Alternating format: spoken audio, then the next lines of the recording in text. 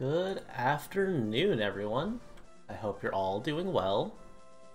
We're gonna just start right off at Chapter 5. Just where we left off, you know, no prep screen. We're still too early in the game for that. And you can see here, we have quite a map to go around. We started at the center here, and we have to go all around this loop. We're gonna get chased by some horsies. Hopefully those guys don't take us out too quickly. And we're just going to try to break through. Let's see how this goes. This chapter is kind of scary. First we have this brigand who is on a forest. He's got a hand axe too, so it'll be hard to take advantage of that. We're going to want to pick him off with some arrows first. 11 damage at 73 hits, not too bad. And hopefully one of our sword users could take him out right afterwards. Let's see. How does Rucker do? 26 hit. Finally seeing the hit rates that we want to see. Finally seeing some good old classic Fire Emblem. I don't get hit by the enemy, but I always get hit them back. Hit rates. And we do 18 damage, so we don't even need a crit here. Very nice, very nice. That's the weapon triangle in effect, everyone.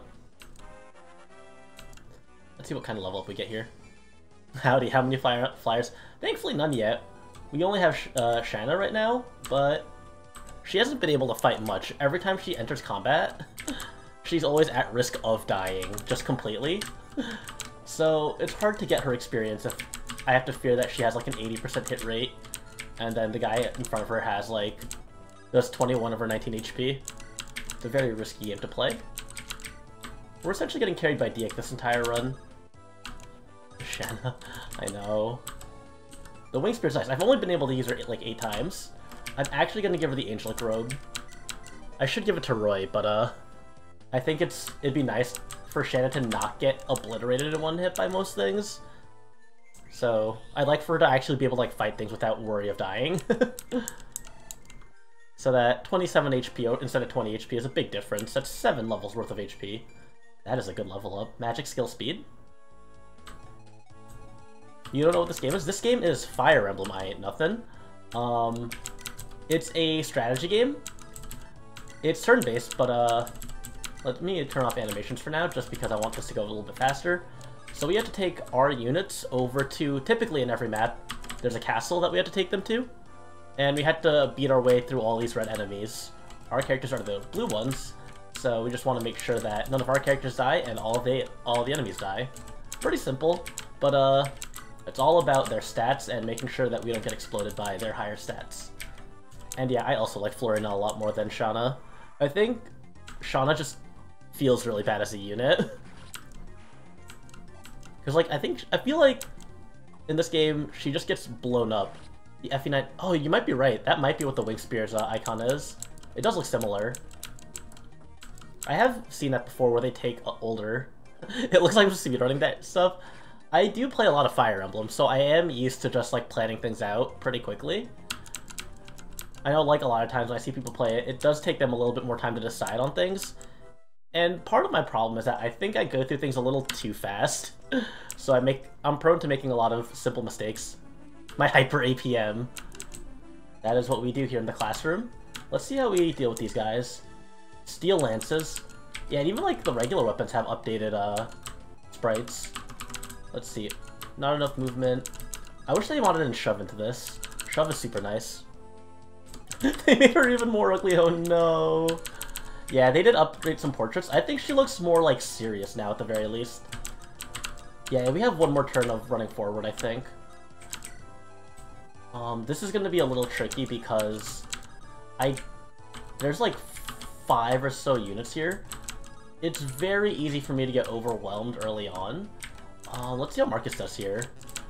If we can get Marcus to take one of these guys out, yeah, he only takes 13 damage, so we should be fine here. They'll at most take 2 hits. Because I don't think they have flyers there. And so, he'll probably be at like 12 HP, which isn't too bad. It's not a bad place to be. Since they don't have anyone who can go over this wall, Marcus will take this guy out next turn, and that keeps us safe in the rear. And this lets us have a little bit more leeway when we push towards here. Let's see, this guy does 11 damage. It's kind of a risky spot to be in. Boars can get put over here. We'll put Diek over here with a We'll equip the Armor Slayer, and then Boars... I wish I had a better sword for him. Wait a second. Oh, he has D-rank swords. So he's not able to use some of the stronger weapons in the game. We'll put Lot here. We'll put Lot with a Iron Axe.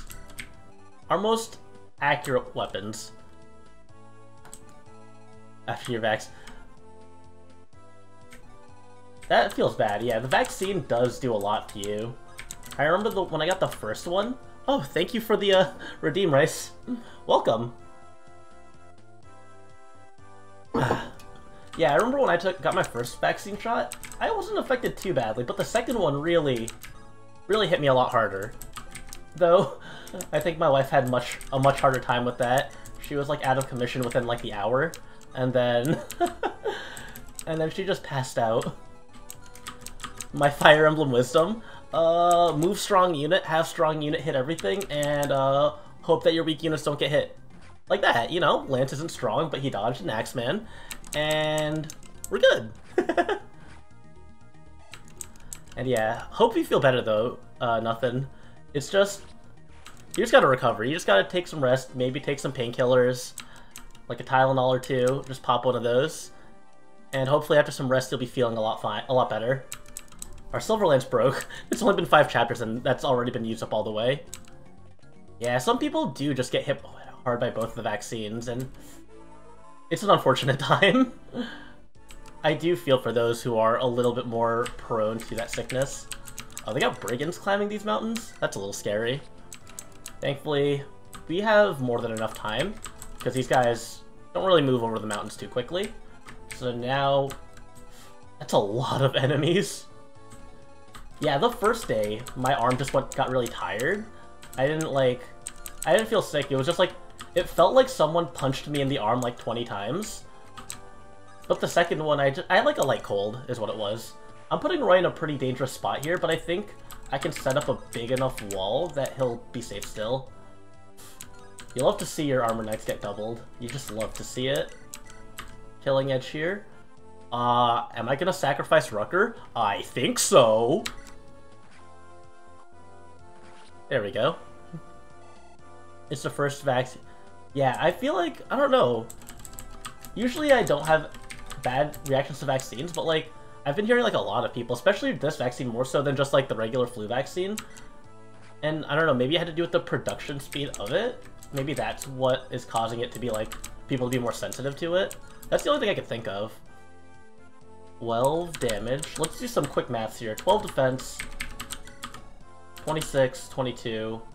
26, 22 to 12. So that's 10, and that's 14, so it's 24.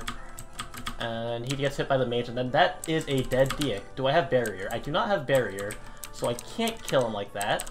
We can take out this guy, though. Let's do this.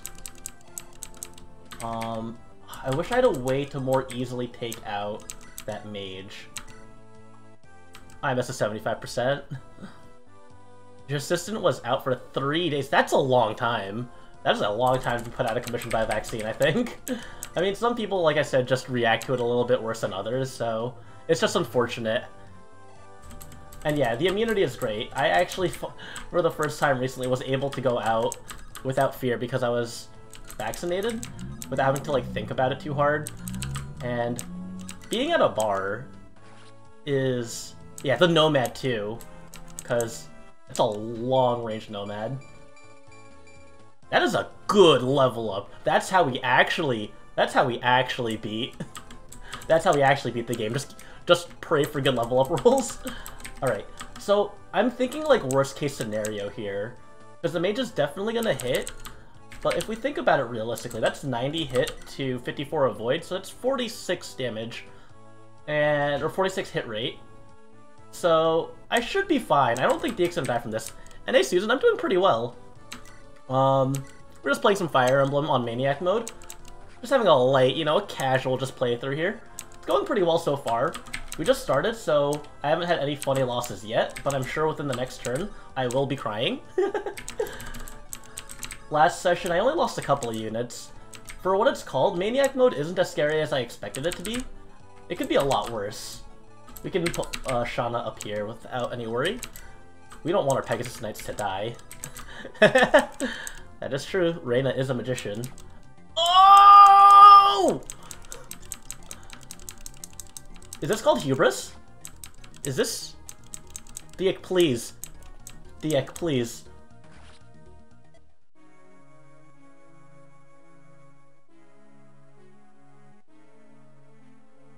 Yeah, anyway...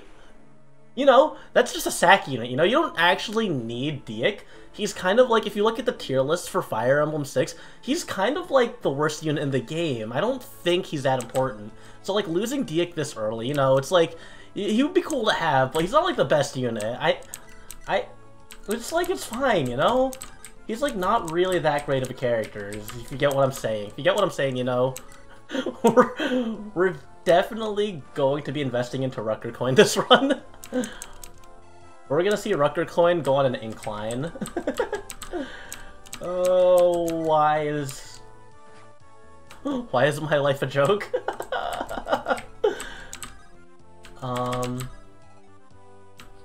Can I do some silly shenanigans here? No, this is not a great idea. Positive vibes. You're right, positive vibes, you know? Sometimes we win, sometimes we lose, and that's just how it works in Fire Emblem. You know, it can't always be, we can't always just have a perfect story where everyone lives. You know, it's okay, we'll get a Echidna later on. We don't need to have a hero right now.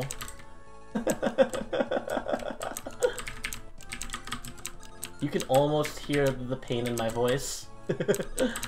And let's just move forward. We don't want to put any of our healers in danger, especially. Actually, we could do this. Meat Shield. Merlinus can die all he wants and it not be a problem. Everyone else, everyone dies when they're killed. Please! Oh wait, I forgot to move Marcus. Ow, Lou just took almost half his HP from that arrow.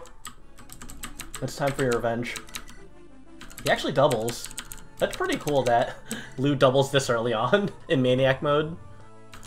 So, let's see. Up ahead there's that mercenary. I think he might be able to reach from this tile here. Let's see. Nah, not exactly. So we can put boars there as a meat shield. And we'll get that village in the top. I don't remember a lot of the villages in this game because I just, like I said last time, I've only played through Fire Emblem 6 once. So I guess it might be very foolish of me to be attempting a Maniac mode run. Death is needed for success. How do you think I've got to be a cool guy? Are you some kind of serial killer or murderer? Have I played most of the Fire Emblem games? I have, yes. Am I gonna recruit Kath? If the game lets me. If it's not a pain for me to get Roy to her all 3 times, then yes, I'm going to try. I don't like not recruiting characters, but as it's an Ironman and I'm not resetting, if I can't get to her, then I guess it'll be what it is. I would like to. Because I think she has better base stats than Chad, so like taking her along the map is definitely going to be a lot less risky than taking someone like Chad along the map, who is currently like level 3. But it's one of those you gotta pray kind of things. The Virgin Chad versus the Chad. Yes! That's even better than the Chad. The flipping of the words really adds to it. Alright, let's see. Do this. Alright, you take the forefront, Merlinus, go into that tree and suck up all those enemies. Holy moly, he immediately exploded. Trees do not do anything for you in Project Ember. Wait, but why didn't this guy move? That's scary. Let's see, Roy goes over here. Oh, that's scary. I just really didn't like how much of a pain it was to recruit Kath. That was my biggest thing. Marcus cannot double a bandit. Okay. We'll leave him at this fort, we'll heal him up, and he'll just sit on that fort and just smack him with an iron sword. Crack his old man joints for that one. And then... Ooh, Volt is so good. She is a luxury that few can afford, you're right, Rice. Isn't her story actually that she's like, basically like just female Robin Hood? Trying to like steal from the poor to take care of like... I think it's like kids in her village or something? I might be mixing things up. But I remember her actually having like decent reasons for being a thief. Or like because like the royals kind of just ignore everyone so she has to take care of herself on her own.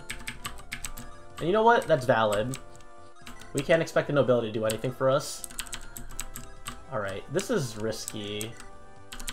So, we have that. We can vote Boris here, I think. Item, Javelin. And then this guy is gonna hit one of these three. We're gonna move Lance down one. Ellen can heal. Very valid.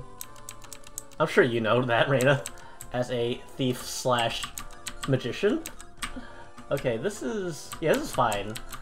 As long as Roy is not in danger. Roy's already level 8 anyway, so he doesn't need the experience to be rushed to him, but it'd be cool if it was. I'll put Roy here. Sheesh! Evala, what do you think about the food? Is it bussin'? Thank you for that. Yeah, the Mage Archer combos are just like Mage and things that Pegasus can kill. Wait, but if I have Shanna take out this Archer, it'd be a little poetic, you know? I'm sure this guy gets doubled by Shanna. Why do you not do damage? That's all the American lingo you know. You know, it was pretty accurate. I've definitely heard that sentence broken down into different parts within the school, at least. So I don't think you're too far off from reality. Sheesh. God. Yeah, you're right. It is Shanna. It is early game Pegasus Knight. I'm tempted to give her the energy ring because, like, looking at her stats, 5 strength, 5 strength. I mean, like, I could favor Roy and baby him and stuff, but I actually don't think he needs it. You need to do 20 damage. So,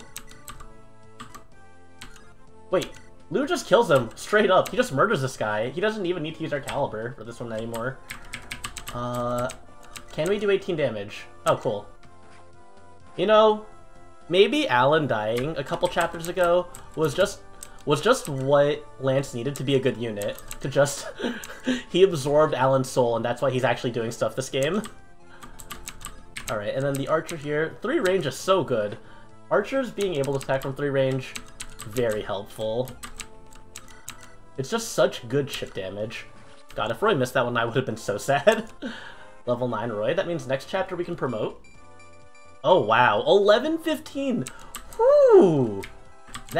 Those are some big numbers. Alright. Yikes. You know, we will just rescue her and then drop her because there was a nomad that has... That's the thing about... that's the thing about nomads. They have their 7 movement plus their 3 range, means that you can't be within 10 spaces of a unit. And then they just blow you up. And you know what? We just had to play around that. I'm sure late game is when it's going to be more of a problem, but for now, we can deal with them one by one. It's no big deal. We'll heal up. Oh, we healed Merlinus already. We'll just heal up a lot, just to get Ellen some more experience. And what is this? Merlinus is already healed up. Let's see how this next turn goes. This actually wasn't as bad of a chapter as I thought it was gonna be. Howard Nelson, welcome! Welcome to the classroom. We're just about wrapping up Chapter 5 of Fire Emblem The Blazing Blade, aptly titled, as one would see, Fire Emblem.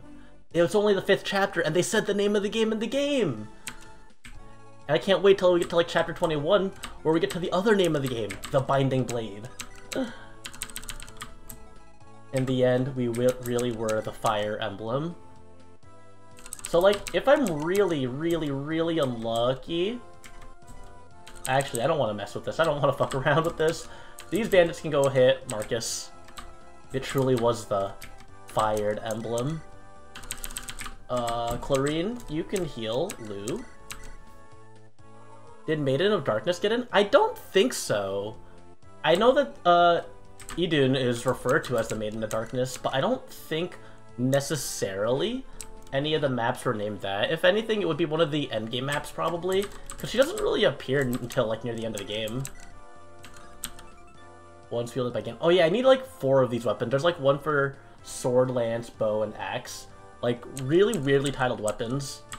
If I'm really, really, really unlucky, man. Honestly, that's just me. And that's why Diak is no longer with us.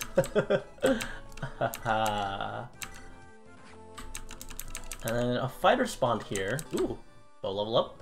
The fighter spawned here, So we can put Roy in the forest here to pull aggro to him as well. And he should be able to get some good experience from this.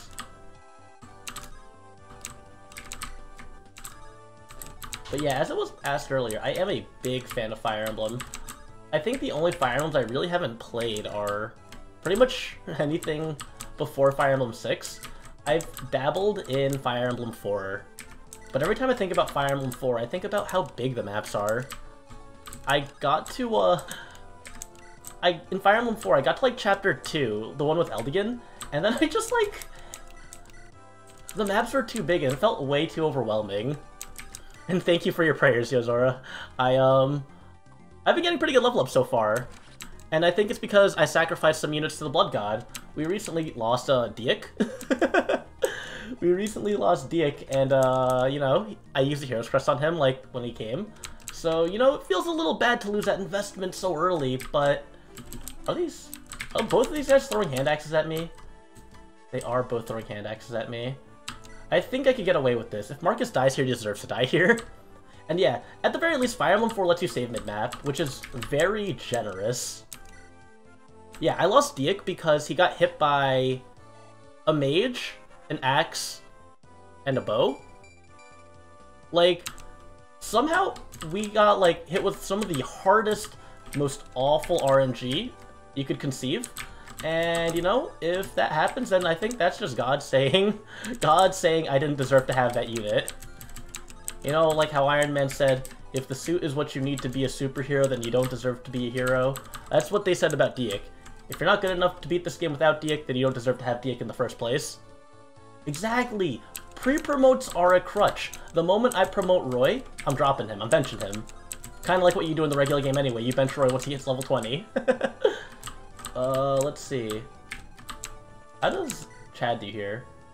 I feel like if I do this, he's gonna get walked up on and then immediately one-shot by this Axeman.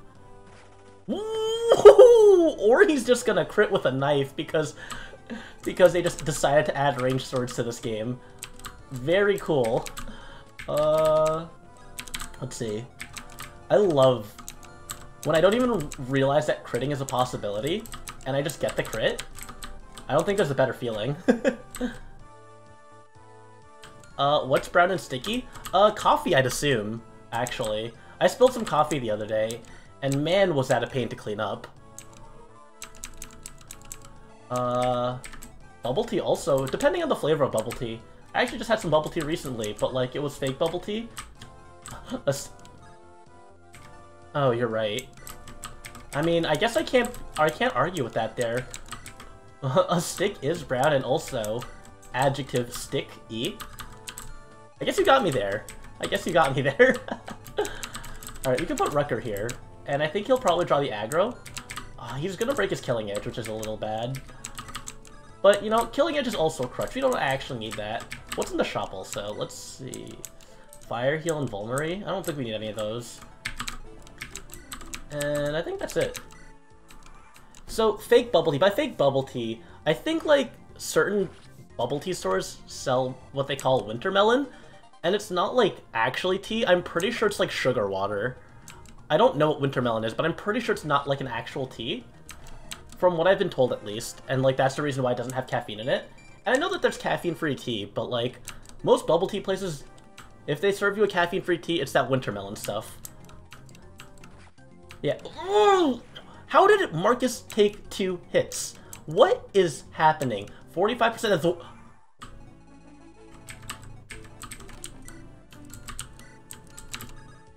Hey Marcus, you gotta leave.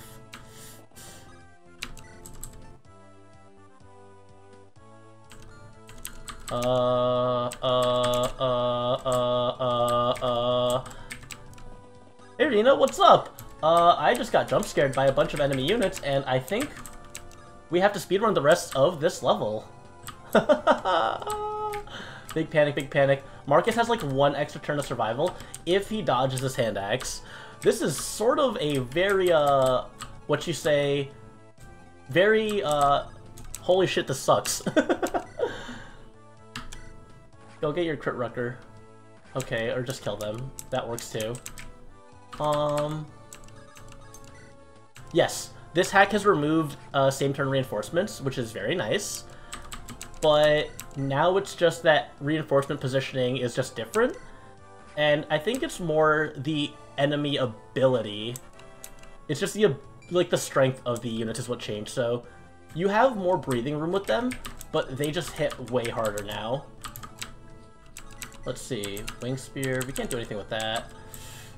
Let's see. If I put Shauna over here onto the mage, she still takes 9 damage from that mage. A little scary. What's our plan here? Boars? Boars? Marcus, more like Carcass. Oh, wait, that's so good! Wait, that's busted! Holy moly. Your brain is so big. Fuck, what do I do here? Can we do some rescue drop here? Because I don't like Rucker being so close to that many enemies. We're gonna rescue drop. We'll take drop down here, and then we have this Merc here. I'm just scared of... I need someone who can deal with both the Merc and that mage at the same time. 12 speed to 14 speed. This guy has a silver sword? You might be. I definitely don't have any brain cells. This guy doesn't double. That silver sword's so daunting, though. 25 damage to 15... So 9 from that. 17 to 50. Oh my god. How do I have to kill this fighter. I have to kill this... I have to kill this guy. 11 damage. Can't slant. Or actually... We'll do this. We'll pull back a bit. Because I don't want to deal with all this at once. It's just very unsafe. If anyone can get approached by multiple units and not have to worry about it, it's gotta be Rucker. I don't know what this guy's gonna do. I think he's gonna walk up to Chad. Let's see. Yeah, Chad just kills him. And he gets 44 experience for that. He must be really low leveled. Okay. Oh, you can open the gate? I didn't realize. Oh wait, and Marcus has a door key! Youch! Okay. Can Marcus get a full range open? Important question. Favorite holiday song? My favorite song of the holidays? That's a good question. I have to think about that one. Let me get back to you once I pummel this guy into submission. 17, 25, let's see. We can send Wolt over here. Oh, he can't reach. I'm gonna beat the heck out of whoever thought it was a good idea to throw in a Silver Sword Mercenary in this stage. I am just like absolutely miffed that they thought it was appropriate to put in someone of this strength right in front of me. Get out of here! What purpose do you serve being here other than to make me upset? And Clarine, miffed, you know, like peeved, upset, disappointed, distressed. It's just, you're dissatisfied with the results. Wind Edge does not kill. I have to blow... I swear, Rucker has not gotten, like, any crits with that killing edge. Yay, Shauna being an anti-mage. Can she double this guy, actually? Yeah, so she does a good amount of damage. Let's see, Lance. Because I want to give the kill to Shanna. Roy can one-round this guy. We're gonna also heal Roy because, ow, silver swords. Let's see. I think Locke can just hand axe this guy, or axe this guy. He also doesn't take any damage, so that's pretty nice. Yeah, that's actually interesting. As long as the killing edge... You're right, it's not false advertising if the killing edge does get the kill. Wing Spear. We could just Slim Lance this, yeah. Don't have to waste any of that if we don't need to waste it. Let's see if she gets a good level up. Rare Pegasus Knight. No, that's actually the most standard Pegasus Knight level up you could probably ask for. Ever. HP, res, speed. That is probably like... If you had to summarize a Pegasus Knight. That is the level up that summarizes him. How is Chad getting all these crits? I'd like to know. That's like his second 4% crit. What do I think of Britain in 3 words? It's Tuesday, innit? Actually, it's Monday. I feel like I couldn't pass up that opportunity. Chad is living up to his name. Oh, shoot. Wait, can I Kanto? Yeah, this is... The game is pretty much rushing me to, finish this chapter right now. Let's see. Oh, this is actually kind of stressful. I don't have any bows! What? Let's do merch. Take... Do I have any bows in here? Oh my god, Wolt is useless right now.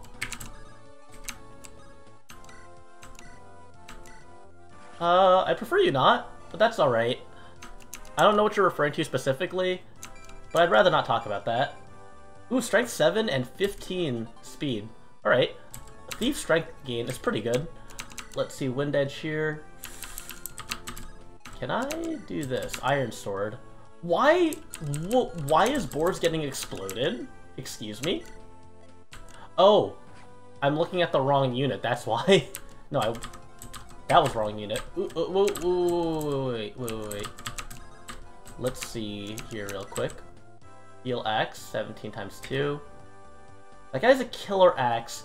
Statistically speaking, this is like very unlikely to hit. Let's see. Okay, this should be fine. He doesn't have a hand axe. Oh, he does have a hand axe. Okay, we'll heal. And if I can door key here, I think I can Kanto after the door key. I was lied to! You can't door key here! Ah! This is Marcus's last stand. Oh no! Oh no! If I lose Marcus here, that's gonna be a little disappointing. He just has to dodge all these axes with the sword equipped. And I don't think that's too tall of an order. Like, weapon triangle, right? Weapon triangle is real. Weapon triangle's not a myth. Let's see. We'll just move around like this. And I think we should be fine. I think we can beat this next turn. Watch that crit. Listen with me, everyone. Listen for that crit sound. Psych! Get the hell out of here. Ow, Chad just took 16 damage, and then he just retaliated with another crit. Ow, Lance. Ooh, level up too. Thief. stealing your puns. Okay. Goodbye, Marcus. You died in Blazing Blade, and you die here too. That's fine. That's two pre-promoted units lost in one chapter. Am I okay? I'm not okay. Wind Edge. Do I need to rush this? I don't think I actually need to rush this. We'll take this guy out here. 84, 84. Cool. Shanna gets experience. This guy has 3 HP left. Who can we use to kill? Can I Javelin? No, I don't have Javelin on me. Boars, Javelin.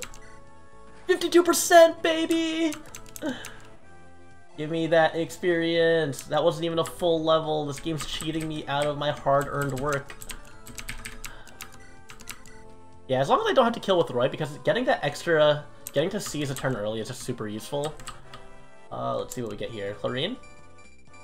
Look at that. She's ready for a Guiding Ring. She may not have the level for it, but she sure does have the stats for it. Let's seize. Alright. Okay, Chapter 5 was pretty bad, but, like, you know, it could have been a lot worse.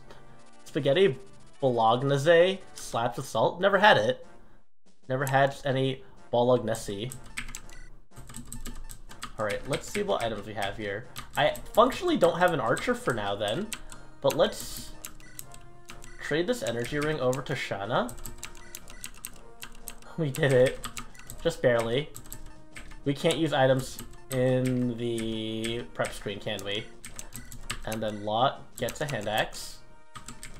Do I literally have one axe user left now? God, I hate it here. Oh, this is absolutely tragic. And then trade the iron sword over to Rucker. We are strapped for items here, fellas.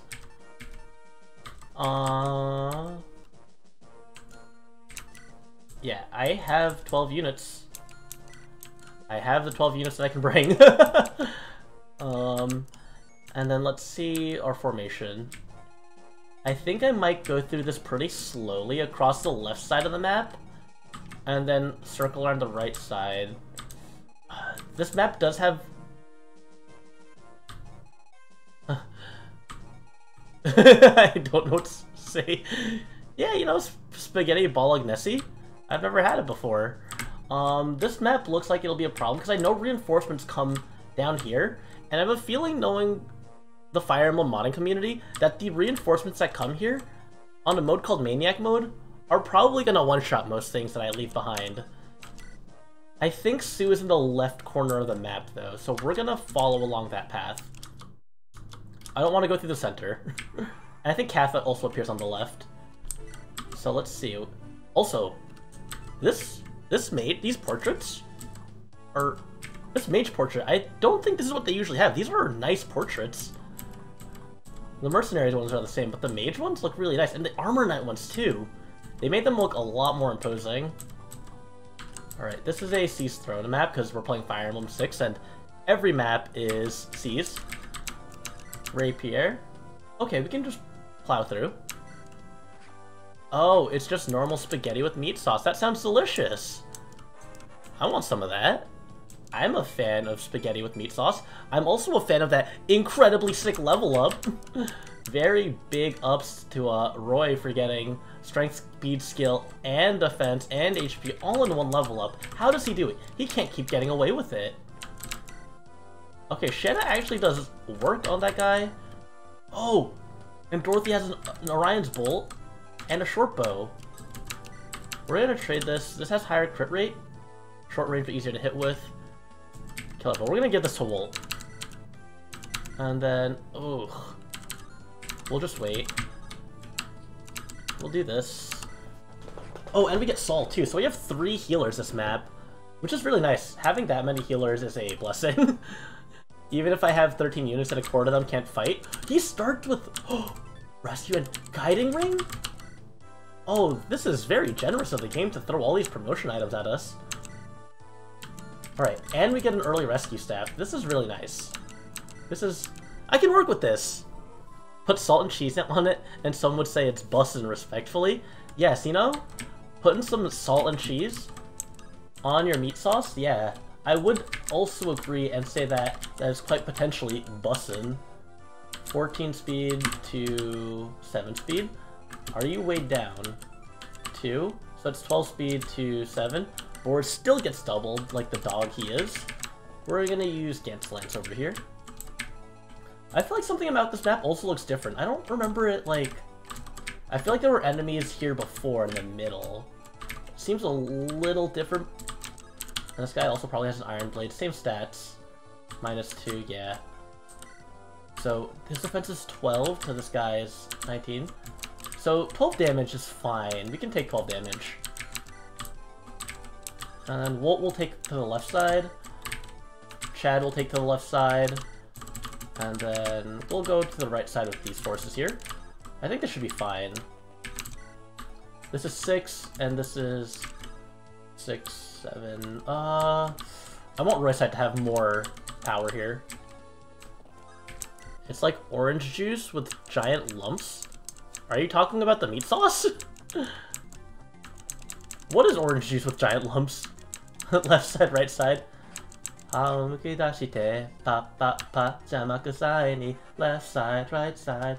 Aotsuki dashite pa pa pa ha ha. You are king.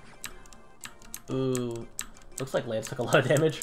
And that middle side is moving, so we need to not be next to a wall. Otherwise, we will get exploded. We'll be looking like Sigurd during the end of part 1 of Fire Emblem 4.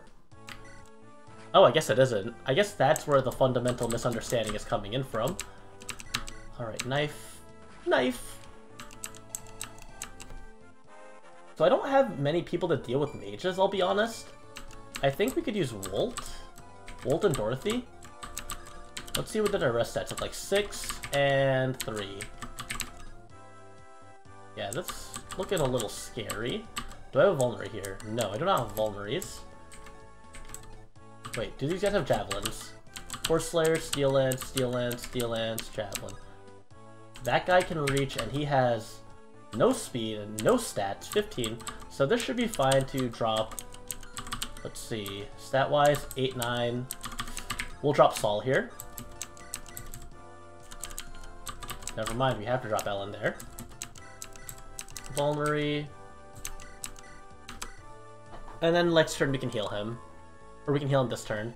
That we can body block here. Thankfully he can use swords, so... Oh, we don't want him using swords. We want him using... Axes would be the most optimal. Jesus! Let's see. If Roy gets hit here, 10 defense too. That's 11 and 14. It's 25.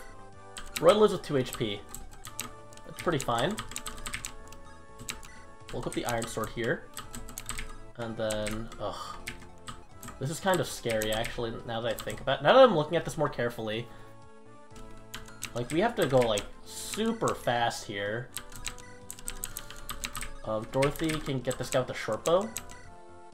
Yeah, that works. If Chlorine gets hit by a mage, 6 res. The best combat healer? I believe that. He has pretty good defensive stats. Ah, thank you. I will never like Americans for that. Make the bread that makes me want to go swim. You Americans eat pizza, and I will never like Americans for that. Make the bread that makes me want... I don't know. I'm thinking about American bread. I don't know what bread's American specifically made. I like sourdough breads. I don't know where that originated from, though. I like garlic bread, but I think that's like an Italian thing. Bread's pretty good overall, though. I'm a big fan of bread. You know? I think it's, like, pretty high tier in terms of, like, food. Defense 4, res 6. So she can get hit by 2 things. Res 6, that's 12. 12 and 11, so that's 23. That's exactly her HP. Don't like that. Wind Edge. Oh, Sourdough is Irish? Yeah, that tracks. Let's heal this guy up. We just have to play really carefully. Once we can get away from the walls, things will be a lot less threatening.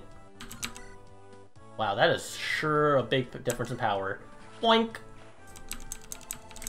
And let's... Oh, shoot! Aw, nuts. Yeah, raising sourdough is hard. I know my wife has tried doing that before, too. And it just wouldn't rise, I think.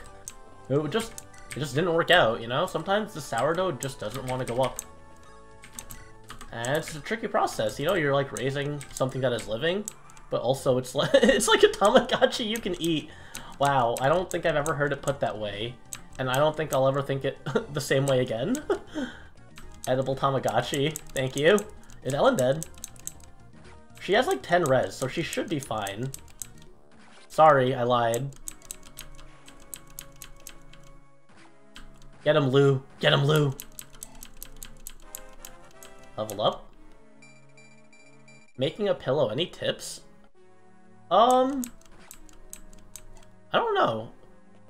Pills are pretty simple, unless you're going for a specific pattern. You just fill them up. Hey, it's Kath, and she spawned inside a, Why are you here? I like this new portrait they have of her, though. Like, she has, like, the lockpick, like, around her finger. That looks really cool. Where is she gonna move towards, then? That seems like a pain in the ass. Looks like recruiting Kath. It might be a little harder than I'm expecting it to be. Let's do this. Heal. I knew that Javelin guy was going to be a pain. I just knew it. Let's see. Do you have a Shaman over here? Lance is, dying currently. Wing Spear does not kill this guy. Ow! I also forgot that Shanna took damage. Uh-oh. This is looking pretty dicey for Mr. Amber's over here. Air Caliber takes this guy out. We can at least kill someone. Everyone's taking so much damage on the side of the map. Am I gonna fold here? Things are looking pretty unfortunate. Let's see, this guy has a ranged weapon. I didn't mean to do that, but actually I think that works out just fine. Iron Sword, yeah, this works. I didn't want to rescue, that's a waste of a turn. Wait, is Kath gonna, like, murder a unit? Is she gonna, like, go into combat with me? I sure hope that doesn't happen. Alright, so this guy here, we can have a lot. Oh, Talos, welcome, welcome, Raiders. How was your stream, Talos? What were you guys up to? I'm glad to see you here. We're currently going through Fire Emblem 6. It's going. We're trying to survive. I think we can survive. It's just a little dicey. As you would say, it's a little bit too close for comfort. But we don't need comfort where we're going.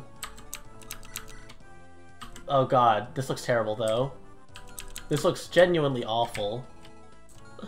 Only 2 crashes? That's awesome! What were you playing that involved your game crashing? I get that feeling though. I was playing, like when I was playing Kingdom Hearts, the randomizer the other day, and I had like 3 or 4 crashes on my computer.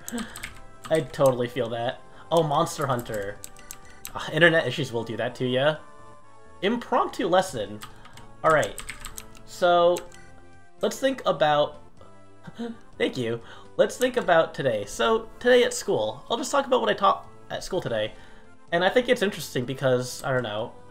So today we talked about sample spaces, you know. Think about, you're playing a game like Fire Emblem, right? And you're pressing a randomizer button, and you're thinking that, you know, you pick from pool units. Fire Emblem 6, I believe, has a unit pool of 52 units. I could be wrong. It's around 52 units. So you're picking from a list of 52 units, and oh my god, Dorothy just died. That was really fast. I think that's the fastest unit death we've ever had. Anyway, oh my god. We're getting chased at all angles. Holy moly, this lesson is going awfully. How am I supposed to explain sample space when I am getting flooded? Let's run away, let's run away, let's run away, let's run away. The lesson will resume very shortly. I just need to make sure that my entire army does not explode.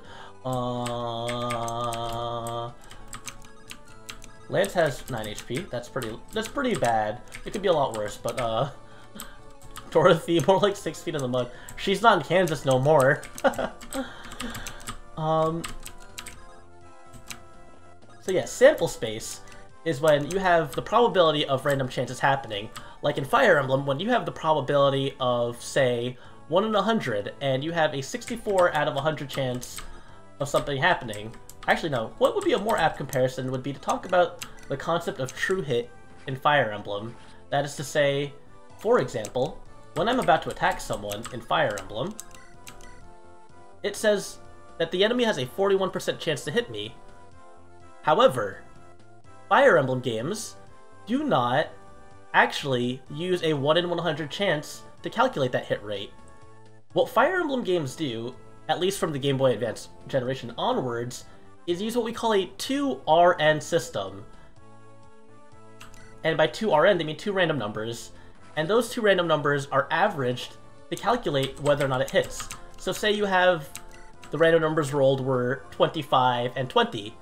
It rolls those 2 numbers, adds them together, and then divides it by 2. So it's actually always going to be averaging 2 numbers. The long and short of this is that your sample space for Fire Emblem, for any given hit, is not 1 in 100, but 1 in 10,000. So there's a total of 10,000 different probabilities that can happen here. And summary of the story is that when Fire Emblem tells you that you have a 94% chance of hitting something, actually the probability of you actually hitting something is roughly approximately 99.64, which in a 1 out of 10,000 chance is a 9,964% out of 10,000 chance to hit something. So if you miss on that chance, out of all those 10,000 chances, out of all the 10,000 universe that exists, you are very unlucky. And that is my very short impromptu explanation on sample space, and the 2 RN system and Fire Emblem, and oh my god, is this where my run ends? You just got done with homework? It's okay. You know, sometimes homework is just a little bit of extra work they give you, just to make sure that you're paying attention in class, you know? Oh, jeez! Did you see that incredibly disrespectful move? She just...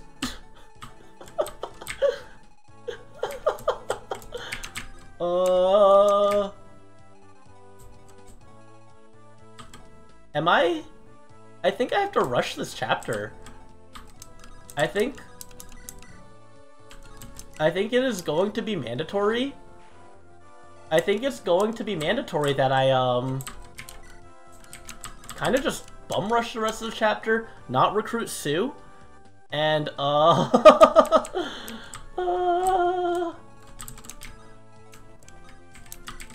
you know,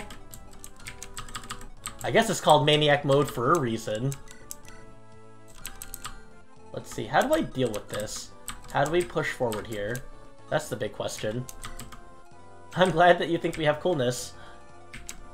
And yeah, it's nice to see that people from all over the world are here, enjoying the, struggle. I knew that the game would get harder, but this is definitely quite a difficulty spike.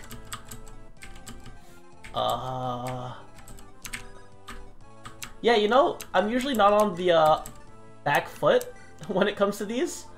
I think this is the first time that that I'm actually in a struggle right now. At least with Fire Emblem. If this does go poorly, I will still be playing. However, I will have to do something. Like I said, this is a Maniac Mode run. So if I do fail this, I'm not gonna attempt to run my head through the wall with Maniac Mode again. That might be a little, tedious, I think.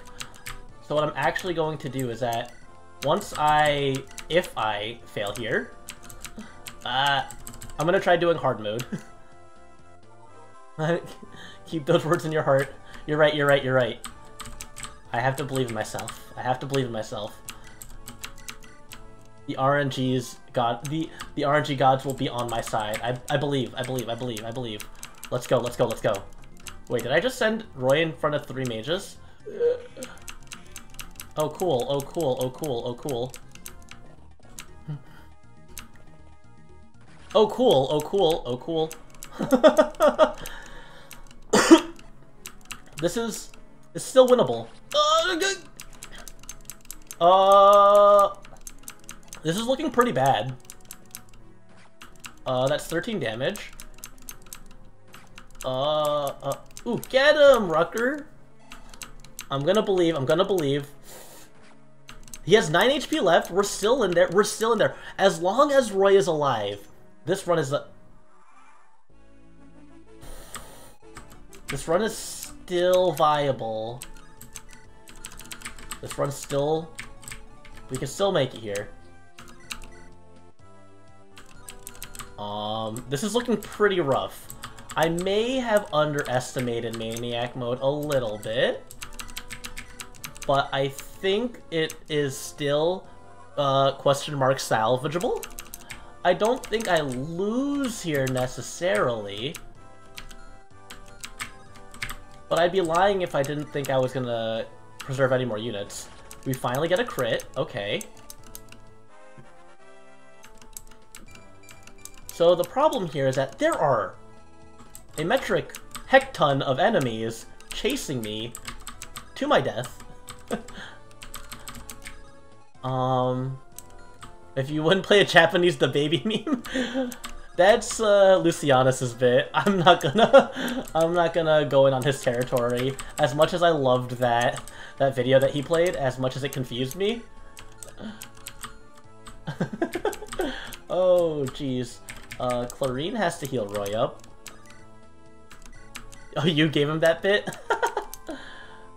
Okay, Roy has 22 HP.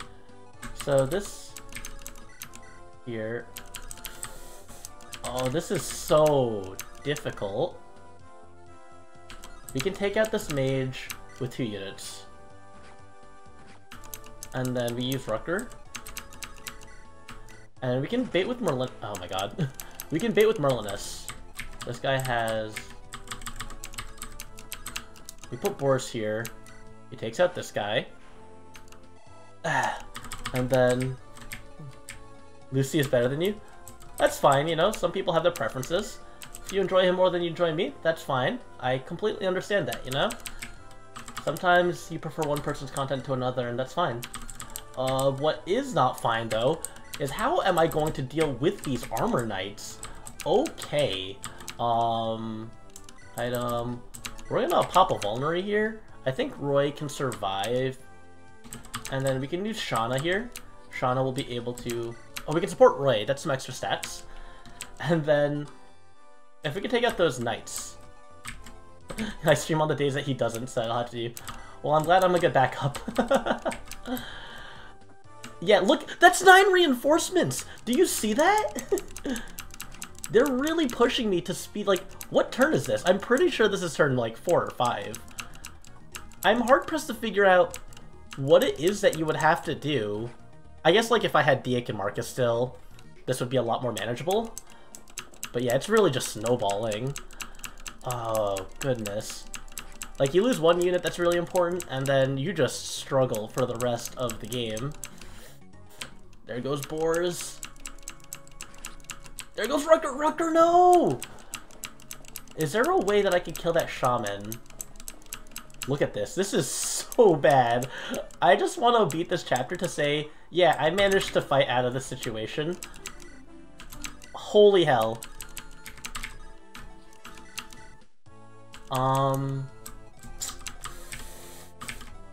Yeah, this looks pretty bad.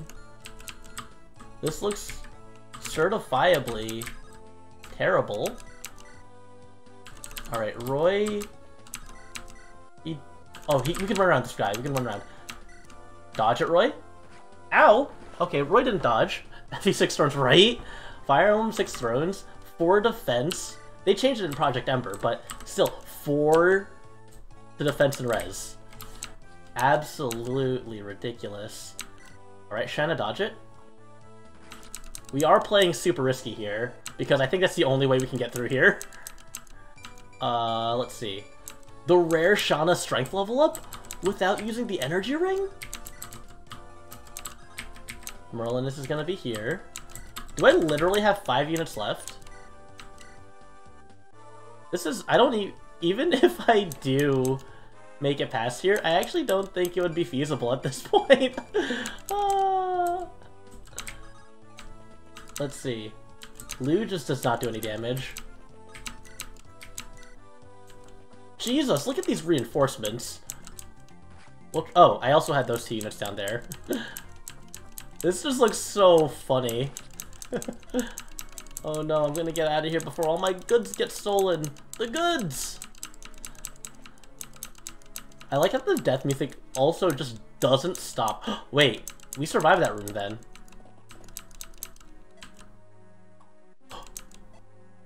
Roy lives! Roy lives. Roy is still alive.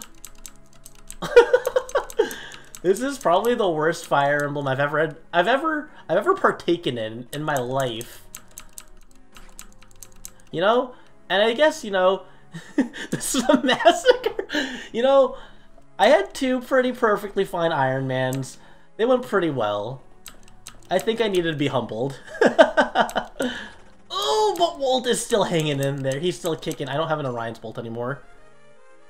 And you know, that's... Woo! That stings! I feel that one.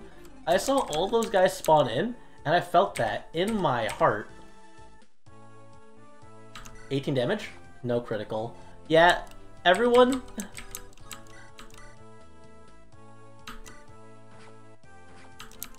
This is a very big defeat. I think it is very improbable that I make it through here, unless Roy gets a god crit.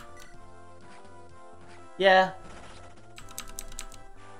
Hey Lou, can you seize the gate for me though? That would be pretty cool if Lou could seize. Look at that. We just lost all these level ups and progress. Oh, I'm so sad. That couldn't have been a Volt crit. It's so disappointing, you know? We're gonna play it out, we're gonna see the game over screen, and that's fine. As it should be, the Ironman isn't over until it is over.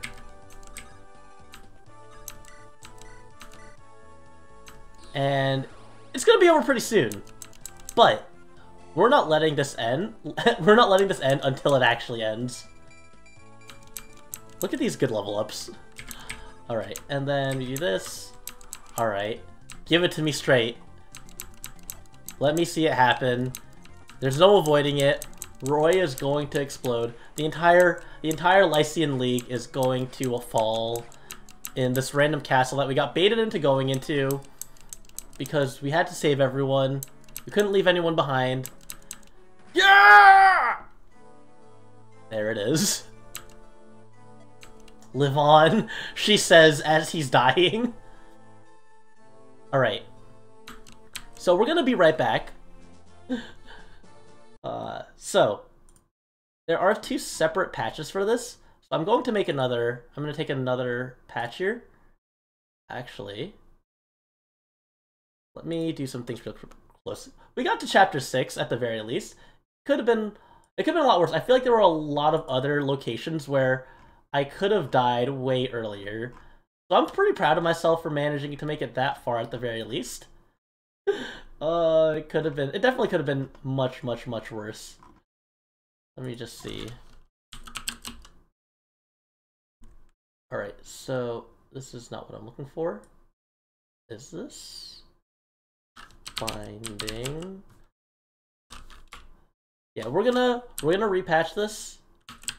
I want to find the right thing to apply this to. I think this should be correct. Let me just make sure. And we're gonna try this on hard mode instead. Because, you know, trying it on Maniac mode first might have been a fool's errand. So let me do this and let me apply whatever I put that program in. And we're gonna jump right back into it. Apply this to a file. I hope this is the right thing. Let's see, patch. Patch doesn't match the file. Alright, so I'll get this real quick. How have your guys' day been going on? Yeah, it's almost midnight for you? Understandable. Yeah, especially like if you're across the ocean. Makes sense. I hope you have a good night though. And I hope you guys are all having a good time right now too. We'll just do this real quick. Maniac mode was like Rock Lee weights for hard mode. Exactly! It's like the Rock Lee weights. Now that I experienced Maniac mode and the proper resource management and everything that I had to go through, I'll go through hard mode and it'll be like a breeze. I will not have to worry about anything. Let me put this here. And then let me actually apply the right patch. And there we go. There we go, patching has been done. So we're gonna play hard mode. And you know, as they say, hard mode's easier than Maniac mode. That's how the saying goes, I believe. And let's see. Right back into it. New game. Hard mode. And if I'd assume that like all the bases and levels are the same, so I'll still be able to like early promote and everything. It's just gonna be easier. So you know what? Round two. Let's see how this goes now. I want to see. This still looks pretty bad. I'm gonna be honest with you. Roy still takes over half his life from a single guy. So we're gonna set these speeds to max. And I'm gonna be honest, I think it's still possible that Roy dies turn 1, enemy phase, if I'm not careful enough. But I think the hit rates don't seem different. I think it might be the early game that isn't too different, but the hard game, like, the enemy stat inflation is what's gonna change. Alright, so Boars, we can do damage here. And we're going to need to take this guy out, I think with Alan. And yes, There we go. And then we'll cover Alan so that he can't get hit by more than one guy. Let's see, wait. We'll cover Roy like this. I love the visuals of this game. Actually, since there's quite a few new people here, let's set the animations on, because to really appreciate Fire Emblem, you really got to see the visuals in battle. Look at this. We're gonna watch Roy die in real time. And these are updated sprites. These are actually modded. The original game looks a bit different than this. I just love the visuals here. Like, they're like slight touch-ups, but the little changes they made, it looks so much cleaner. The motion is just really good. And like, even the little things, like the way the quiver moves, I think that's different. Like, it looks more fluid, like the way it like hangs off. Or like how they wind up their arms. Yeah. Like the sprite quality is like what you'd expect out of like an SNES. And Game Boy Advance games weren't too different visually from SNES games, so that makes sense. But like, Nintendo had so much time to work with like sprites and images of this fidelity, of this quality. So you can really tell that like other people took what they did and just really just improved upon it. Let me see. The knights have really nice animations too, I think. Like, they just feel so weighty. And you can just feel that weight in the animation. Like, the way the ground shakes. I love the quality of the animations here. Let's see, Alan, Iron Lance. That 90 hit rate's a little scary. We'll do that. We'll put Roy in a forest because, you know, better be safe than sorry. He's already taken one hit. Item, Vulnerary. And Marcus can do some damage here. Iron Sword. Yes, there we go. We'll clear this out. We don't need to feed Roy all the experience this time. Since it's hard mode, I'm not as worried. Might as well distribute the wealth everywhere else. So let's see. Iron Sword here. Marcus doesn't kill immediately, so he can actually sap a lot of hits. Oh, but I don't know how I feel about this. We'll do this, actually. I think this works out. We'll play safe. Become one with the trees. He still has a 70... Am I gonna die here? Is this the way the hard mode run goes? Are we seeing this? That's a 31% hit on Fire Emblem's true hit 2 RN system. That's like actually a 15% chance to hit normally. This might be a cursed run. How does Roy do against this guy? 11, 12... We need to do 18 damage to him. I think we could do this. I think I can plan this out so Roy can get some smidge of experience. Lance is very tanky too, which is nice. The lack of lances here is also something that is going to be helpful to us here. As long as we keep a wall in front of Roy, we should be fine from him dying. We just have to clear out that other archer. So we can do this. We'll Iron Sword him and then finish him off with Wolt. Look at the way the paladin moves. Look at how smooth that animation is. Like, all the blurring effects they did too, or like the fake smudging. I just love Fire Emblem's and like sprite style. And seeing people really be able to improve on it. I talk about this like every time I see like the Fire Emblem sprite work because it's just so perfect. Alright, Boars can go up here with a Iron Sword. And then, yeah, Roy is safe now. And we have the Steel Sword. So now we have a wall of units. Oh, jeez. Yeah, that's a lot of damage. Sometimes you just have to gush about the same thing over and over again. But yeah, I'll turn off the animations after this one because it's going to be more or less the same. And it does make these turns take quite a bit longer. So we will be able to switch off of that later. And we'll probably turn them back on once we get more units in the next chapter. Let's see, Marcus should be able to weaken all these. It's very nice that with an Iron Sword he actually puts them down to low enough for everyone else to be able to pick off. like so. Free experience. Even if he's at 4 HP. And we get a level up, let's see. Alright, it's no strength level up, but skill and speed early on is still really nice. Being able to guarantee a double attack, which for those of you who don't play Fire Emblem, I guess I could give a quick rundown of the stats, you know? Some of them are pretty obvious, like, you know, attack is how much attack you do, defense is how much you reduce your damage by. But some of these are pretty obscure, like, skill just means the higher skill you have, the better hit rate you have. Speed means that if you have 4 more speed than the enemy does, you hit them twice. And luck affects your critical hit rate. Luck and skill both do. And then there's this constitution, which is like how big a unit is, which also affects this. So you can see each weapon has their own weight. If a unit is using a weapon as heavy as they don't have a speed penalty, but say... I don't actually know if any units I have will fall into this. Yeah. Like this Javelin has 11 weight, but he only has a constitution of 9. So that means he actually loses 2 points of speed whenever he attacks with the Javelin, meaning that his speed would be 9 instead of 11. And it's just, those are like the things that you have to think about when it comes to Fire Emblem. That's why I always get really excited when I see speed, strength, and skill all level up at the same time, because they're all the important stats, at least combat-wise.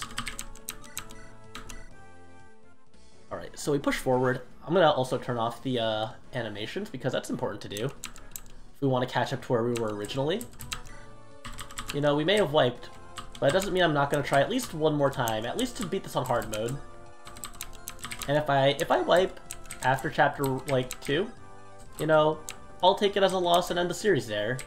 You know, sometimes you just have to accept that you're not good at Fire Emblem.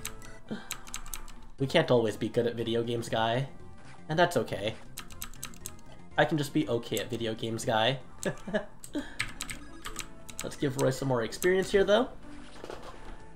It's also nice because Roy promotes in this game whenever he can, as opposed to the original Fire Emblem 6, which forces him to promote, like, within the last 3 chapters of the game.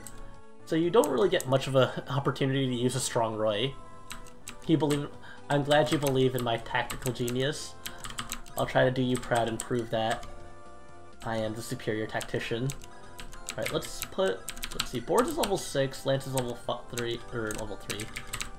So we'll let Lance get a little bit more EXP. You know, feed that EXP to someone who can really make usage of those gains.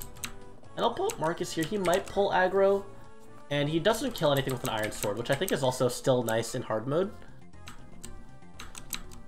Wait. Yeah, Lance does really good damage for being a level 3 cav. And then this guy here, I really don't want to deal with archers, so Marcus is actually just gonna eat you for breakfast. I'm done arguing. At this point, if we disagree, I'm straight up eating you.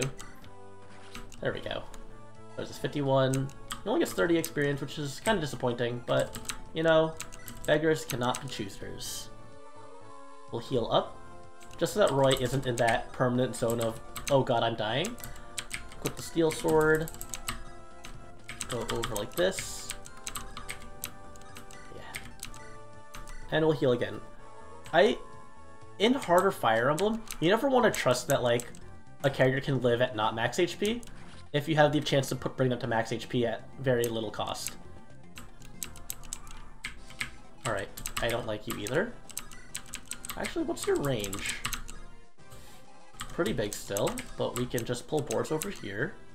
16 damage. Okay. Well, how do you do? This should be fine, actually. We can get Walt some extra EXP by getting the kill here. And there's no way Boris takes 17 damage from an arrow if the axe isn't going to do 15 damage to him. Very quick, logical thinking that I don't have to actually calculate, but I can just figure. And that kind of thinking has only gotten me killed a couple of times. Alright, let's do this. Move our horsies a little closer. And wait, did I leave? Oh, geez. That's not great. But let's see how Roy does against this guy. Not very great. Javelin. Not full HP bars are scary, though. Like, honestly. It makes you a very inefficient healer. I don't know. I've played games where, like, you have to be at full HP in order to not die. Wow, that guy does 20 damage to Roy. That's a hefty axe, man. He's at full... Oh, he's not at full HP, that's why. Item... Wait, let's see. 7 times 2. We'll equip the Rapier, hope for a crit, heal, pick him off with the Archer, because he does not have a hand axe. Steel Axe is hit like a truck in this game. You bumbling idiots! Alright, let's see what we get here. Very nice, another skill speed defense level up. This army will not have any strength. We're gonna learn how to double attack everything, but we're gonna hit them like flies. Wait, can we just bully? We can't bully him like that. Exactly. Worst comes to worst. Oh wait, Roy should be able to get a kill here. Iron Sword double. Easy level. Hard mode's not hard at all. They might as well have called it easy baby mode for dumb babies. Roy gets another level up. And he gets strength. Okay. Strength, skill, speed, all in one level up. That's fine. Or all across 2 level ups. I can take that. I can live with that. So let's end this chapter, right? Okay. And then we are going to probably play through chapter 2, and I think we'll probably end after chapter 2. I think that's a good recovery point. So let me see. Yeah, chapter 3 is kind of long, so that'll be a good starting point next time. Let's see what we have here. So up here, we'll take Marcus with a Silver Lance. We did survive. We survived the first level. Sometimes surviving the first level is all you need to do, though. Iron Bow. This should soften him up enough for Roy. Yes, even with the Iron Sword. Walt and Roy are just BFFs at this point. Really being buddy-buddy and helping each other out here. Let's see. I can put boards over here. He doesn't take too much damage. 7 damage is fine. Or 5. Because of that whole weapon triangle existing. And then Alan will not die immediately at the start of this chapter, like last time. I think he can survive this time. And we put Lance here. He doubles with the Javelin, which is pretty nice. We could do this. Yeah, that works. Merlinus we can send over as bait. And Ellen will leave in the back over here. Not bad. And Marcus will eviscerate this guy, I think? No, he doesn't double. Alan does a lot of damage. Gets an HP for his troubles. Of course, it's just HP, you know? Wouldn't have it any other way, would I? Let's see what Lance gets, though. God, that left column is allergic to the strength stat. Very upsetting. Alright. We got our new units here. This time, if I put Lot and Wade on the fortresses here, hopefully they don't just explode immediately. Go get him, Wade, with your Iron Axe.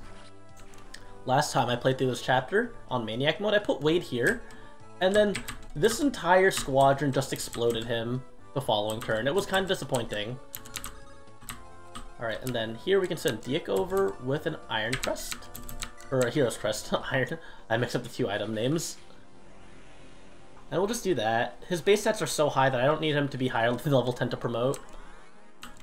Like, it's just very convenient to have 2 strong units right out the gates. Look at that. 12, 14, 14 stats. Absolutely unstoppable. The man is a machine and cannot be turned off. He's a dangerous threat to society. You know, like how when you're about to prepare your computers to turn off from like the 90s, and it says, it is now safe to turn off your computer? You don't get that message with DX because it's never safe. The enemies see him, they can't do anything about it. That is a machine that can't be turned off. There's no hand axes here. Oh, there's one hand axe. Alright, so what I'm gonna do... What is this? 7 defense, 9 defense. I think the smartest idea would be to use Lance here. Lance on a fortress with an iron sword is probably gonna chip these guys down quite well. Yeah, 25 hit rate. Good luck, idiot. Try to hit me, or Diek. Pick your poison, buddy, or just get popped off by this wolf. Oh, wow! Welcome, Bodega Rat. How was your stream going? I think you were doing an art stream, right? How was your... I think you were making, like, emotes or something? How did that go? And welcome to the classroom, everyone. We're currently going through Fire Emblem. I know the stream's title says Maniac Mode right now, but we died. We recently just died and wiped. The run failed, so now we're retrying on Hard Mode instead of Maniac Mode. And it's going significantly better. I melted in Chapter 6 of Maniac Mode. It was a little different. Ooh, you guys played Gartic Phone. I've been meaning to play that. I've seen a lot of my friends playing it and seeing other people play it. It's just a very good game of telephone. It's really funny to watch, like, see how, like, the phrases and the art translates to, like, the visuals. Like, seeing telephone being played like that is just really funny. But that sucks that CSP failed. You know, sometimes you can't help the computer programs and their will to work or to not work. But yeah, I'd want to play it, but I always am, like, self-conscious because I'm a terrible artist. So, like, that's my problem. And sometimes I just, like, don't care, especially if I get, like, a couple of drinks under me. You know, I would just completely ignore it. But, you know, sometimes I think about, like, wow, how do I translate these sentences into art without it looking like a jumbled mess? Like, Pictionary I can play because, you know, usually I can draw something simple with just one word. But describing a whole situation? You're right. The soul. You're right. It's definitely something that I do want to play at some point with people. What was I saying? Oh man, I was gonna say something else, but it seems like it flew straight out of my brain. That's okay though. Where were we? Continuing on with this. Yeah. It's like really funny, like going from difficulty to difficulty. Because like I said, I was playing on Maniac Mode before, and it's just... It feels like I'm playing a completely different game where I am, like, not under any pressure at all. You just drew an onion with a mustache and Barbie legs? What was the prompt that that required you to do such a thing? What would require you to draw a monstrosity like that? You're right, it is Rock Lee weights. If I just went into this without going through Maniac Mode first, I probably would be struggling a little bit. But you know, I knew what to expect. Like this archer who has 3 range, and I can't put my Peg Knight there. That's scary. We'll just end turn here. I think I should be able to survive this turn. Thank you, of course. I know you had a long stream, so rest well. Alright, and Wade is gonna take care of these guys. Oh my god, Wade is getting hit by everything, and he's on a fortress tile. This just feels unfair. Ooh, he lives this time though. Last time he died. So you know what? We'll take that as a win. And we can just tag out, you know? The rest of the army catches up. And Wade tags out in place of Diek, who is significantly stronger, more of a Chad, and more powerful. Look at that. Look at those damage numbers. Let's have Lot go here, though, because I want him to get more experience and to do more fighting. Which one is Binding Blade? This is the one... Binding Blade is this game came before Blazing Blade, which had Lyn, but this game takes place after Blazing Blade. So this is the one with, like, Roy and Lilina. Lyn does not exist in this game, though I have heard apparently that she may exist in this game as an extra recruitable character, because this is a mod. This isn't actually the original Fire Emblem 6, but a rebalance of the game. So someone told me that there are a couple of returning characters that weren't originally in this game, so Lyn might actually be in this version of Fire Emblem 6. This is supposed to be like a rebalance to make it feel more in line with the other Game Boy Advance Fire Emblem games. Because there's a couple of problems that a lot of people had with Fire Emblem 6. Like how enemy reinforcements would move the turn immediately when they spawn. I think that's like the biggest point of contention. But like now we don't have to worry about that. Enemies were made to be a lot stronger, I believe. Which actually, I think this game already had strong enough enemies. But in order to compensate for like the way the game was designed to have those same turn reinforcements immediately mob you, instead they just made it so that they're stronger. Which, you know, I'll take that. I think it's more fair to give me that extra time to think than to immediately spring enemies onto me. And yeah, there's 3. There is this one, the Binding Blade. The first one released in America was called Fire Emblem, and the actual title was Fire Emblem the Blazing Blade. And then there was the Sacred Stones, which is the one with Erica and Ephraim. So there's a total of 3 Fire Emblems on the Game Boy Advance. And they're definitely my favorite of the Fire Emblem series.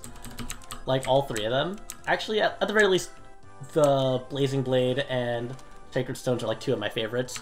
I haven't played enough of this one to like cement it in my top favorite lists. But I am enjoying this. Well, yeah, because this game never came out in America. This is a translation patch. We got Fire Emblem the Blazing Blade first, which came out like after Super Smash Bros. Melee made Fire Emblem be noticed, because Super Smash Bros. Melee had Roy and Marth, and people were like, wow, who are those cool sword dudes with the blue hair and the red hair? They look super cool. And then you realize it's a Japan exclusive series, until they made it not a Japan exclusive series. And man, Super Smash Bros. Got me into one of my favorite series, and I think a lot of people who first played Fire Emblem, at the very least when it first came out, like, years and years ago, when the Blazing Blade dropped, I think a lot of people initially got Fire Emblem because of Super Smash Bros. I think it was really good publicity for them, I'd imagine, at least. Because I definitely would not have probably cared about Fire Emblem had it not been for the fact that I played as Roy and Marth a lot in Super Smash Bros. Am I gonna lose a character immediately? Let's see. Let's watch, everyone.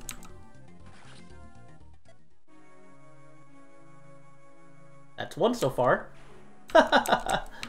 You know, I lost Wade the other time. I guess it tracks that I'm gonna lose the other one. Rest in peace, Lot. Alright, it's okay because it's not Diek. As long as Diek is alive, that's what's important. Alright, how do we get rid of this guy? We'll throw a javelin at him, you know? I don't want to get retaliated on. We're gonna feed Roy all the EXP. Let's see, we got 100% accuracy because the weapon triangle is a lie. Sword still beat Lance's idiot. And then here... am I gonna risk that? I don't think it's much of a risk, actually. This is an Iron Blade, 18 attack to 7 defense, so that's only 10 damage with the weapon triangle in effect. It's either 10 or 9. I forget if weapon triangle negates 2 or 1 damage. And I keep on mentioning this, and you might be wondering why my math seems a little off. So I should explain. For those of you unfamiliar to Fire Emblem, you can see that I have an army of units that have a bunch of different weapons. Swords, axes, lances, and bows primarily. And swords, axes, and lance work as a sort of rock, paper, scissors system that they call the weapon triangle. And that triangle is that swords beat axes, axes beat lances, and lances beat swords. And if you have that weapon triangle advantage when you fight, you get the advantage of a 15% increased hit rate and dodge rate, as well as +2 attack, and you take 2 less damage. So it is helpful to use a weapon triangle. Like, for example here, I do 14 damage and 96 hit with this Iron Lance. And the Steel Lance, steel weapons are stronger than iron weapons. You can see this has 2 more might. But because of the weapon triangle, I'm doing that 2 extra damage regardless because lances beat swords. And I also have a better hit rate. So it's not like the end-all be-all, but it does make a little bit of a difference, especially with those like small numbers there. So when you can, you'd want to take advantage of it. Like, for example, here, if I send a sword user here, this axe guy only has a 40% hit rate. So, you know, weapon triangle is important, but it's not like if you go against the weapon triangle, you will die. But it's a good thing to keep in mind to, like, optimize your damage. Because we want to play, at least try to play optimally. I don't have the brain to play as perfectly as some other veteran Fire Emblem players, but I like to try my best. Alright, we'll put a unit over here to tank a blow, and then we will, next turn, let's see, they're not moving, they're scared of me. Alright, alright. Do I have a hand axe? I don't have a hand axe. Upsetting, but that's fine. How will we get to range here? Hey, welcome, Seer! And when does Roy promote in Project Ember? He promotes at any time, as long as he is level 10 or above. You can promote him with a Knight's Crest, and he'll promote, instead of to a Great Lord, he promotes to a Knight Lord. So he gets a mount, just like his dad. Which makes Roy a much, much, much better unit than in Vanilla Binding Blade. Yes. You missed it. You missed the part where I died miserably, Seer. You missed the part where I actually wiped out and did not... and got a game over. But this time, we're playing on a slightly easier difficulty. So we're not game overing this time. Yeah. Roy promoting in, like, chapter... what is it? Like, chapter 21, I think? Is a nightmare. In this one, no. So, just like in the original Fire Emblem for the Game Boy Advance and this version, they didn't introduce branching classes until Sacred Stones, so they just kept it the same way that it was before. They did adjust classes a bit, like, you could see they call these guys Light Cavalry, and they also have Heavy Cavalry. Light Cavalry promotes to Paladins, which, like, was the normal in Fire Emblem, and then they added in the Great Knight class from Fire Emblem 8 for other Cavaliers that uses axes. So they did make minor changes like that, which I think is interesting. It, like, sort of gives you a reason to use certain cavalry over others. Ouch! And let's take care of this guy. We have a wyvern flying around there, so we're gonna bait him out with someone that won't get exploded. He uses lances. Thank you for that. I am okay. It's just allergy season, so I'm a little bit more prone to coughing, and my eyes get a lot watery. But I'm doing pretty well. Let's see. Lance can take this guy out here. That's pretty good. There's a good 10 damage times 2. And then we can get Shauna some experience.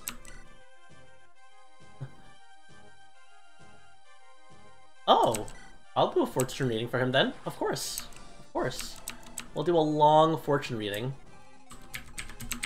For Seer. If he'll take it. I haven't done a long fortune reading in quite a bit, but I'd be more than happy to. After the stream. So, once we finish this chapter, how do we take this guy out though? Oh, the Armor Slayer, that's what it is. So we'll trade here. Give this a Diak. And Armor Slayer does how much damage? 18 times 2. That blows him up. Of course, so thoughtful you guys are. Let's take this guy here.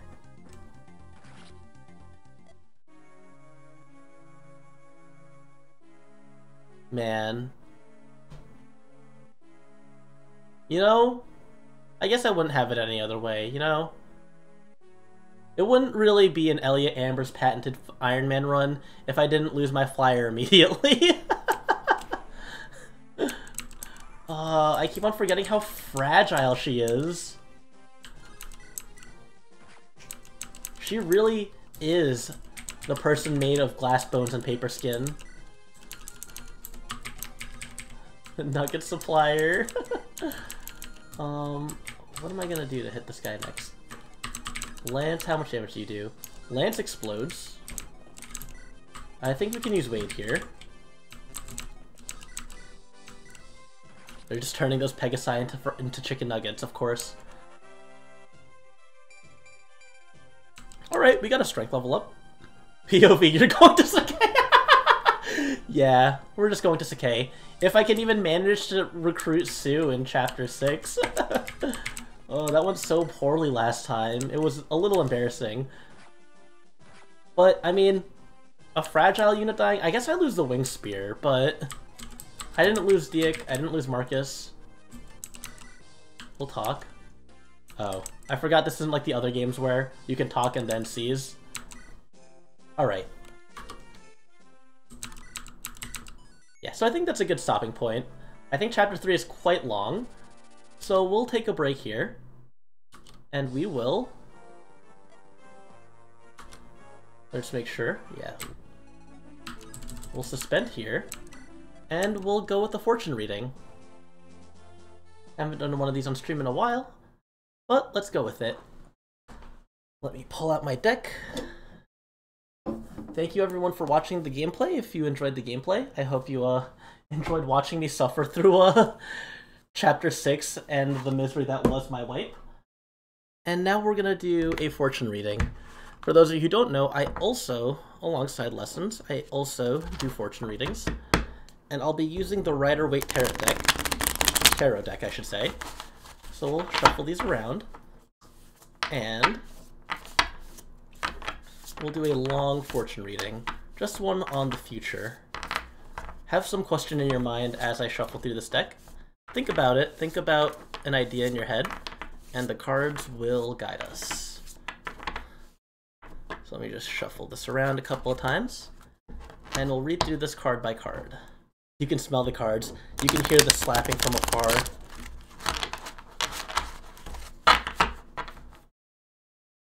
Is Shauna gonna die? She already did die.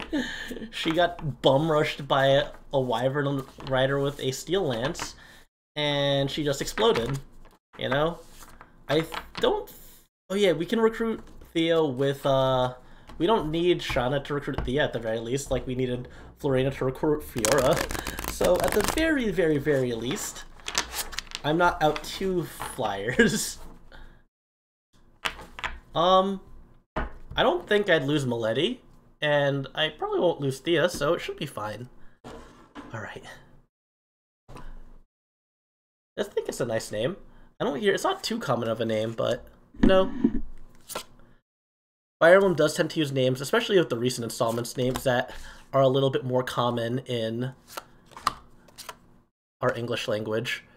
Let me just make sure I move my mic around so I have the space to lay this out, and we'll go through it one by one. Alright.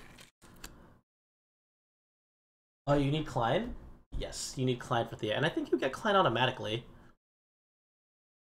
Alright. So, let me lay this out here. Let me add this image. Let me actually duplicate source so I don't put this in my actual game source. Let me make this fortune. No bad fortune, please. I spelled fortune wrong. So, let's start with our first card. So, the idea behind your fortune. Okay, a very interesting one. Very interesting card. So let's do this. I'm going to do the first 2 together because the first 2 cards are closely intertwined with one another. Card 1. This is... Let me just make sure I have my folder for my card reading. And also let me put on some music so it's not just me talking to the abyss. Let me put on my talking music. And let's see. There we go. Just so that it feels a little bit more mystical. So go to the right folder. There we go. So it's an interesting start to this reading. There we go. How is your path as an EN VTuber going to start? That's a good one. That's a good question to have. And then the next image. Card 2. And this should probably be easier to actually do this for future readings as well. This is the... Okay. So we'll start with just these first 2 cards. And the first 2 cards, as typical in the Celtic cross spread, as you can see here. I'll make these a little bit bigger, actually. So what we have here, the primary question, the primary thought in your head is the world. And the world represents sort of something coming to fruition, the outcome. It's, in the major arcana, it represents the end of the Fool's journey. It represents that kind of final outcome. But what is being crossed with it, the idea crossing our mind with this finality is the Two of Wands. And as you can see with the Two of Wands, it's someone, he's standing at a post. He has the wand with him, and he's looking at an object in his hand. What this represents, the idea of the Two of Wands, is that it represents waiting for something to come to fruition. So with the world being crossed by this, it means that the outcome that you're looking for is something that you're going to arrive to, but there's something that you're waiting for. That the outcome is just within your grasp, but maybe there's hesitation, or maybe there's something that you need to wait for in order for you to fully get to this outcome. And what this serves as, this is sort of our focal point. This is the center of the journey. So right now, we are at the brink of something about to happen. You know, we're close to maybe something starting. Our next card seems pretty positive so far, but we can't hold our breath. Let me take a new source here. Card 3.